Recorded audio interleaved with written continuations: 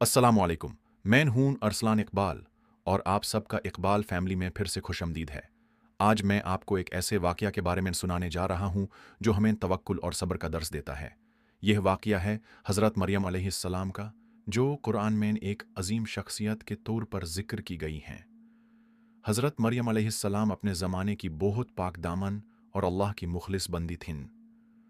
जब अल्लाह ने उन्हें हज़रत आइसा अलैहिस्सलाम का माँ बनाने का मुआवज़ा अता किया, तो यह उनके लिए एक बहुत बड़ा इम्तिहान था। लोगों ने उन पर इल्ज़ाम लगाया और उनका मजाक उड़ाया, लेकिन उन्होंने अल्लाह पर पूरा भरोसा रखा।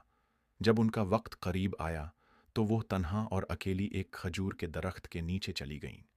इतनी मुश्किल हालत में उन्होंने अल्लाह से दुआ की, ए अल्लाह, अगर तू मुझे मिटा दे तो यह मेरे लिए बेहतर होगा।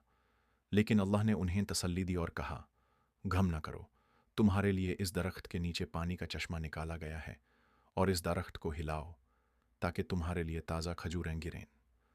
हज़रत मरियम अलैहिस्सलाम ने अल्लाह के हुक्म पर अमल किया और उन्हें सब कुछ फराहम कर दिया गया। यह वाक़या हमें यह सिखाता है कि मुश्किल हालात में भी अल्लाह पर भरोसा करना चाहिए। जब आपका सब्र और तवक्कुल मजबूत होता है, तो अल्लाह आपके लिए नई राहें खोलता है।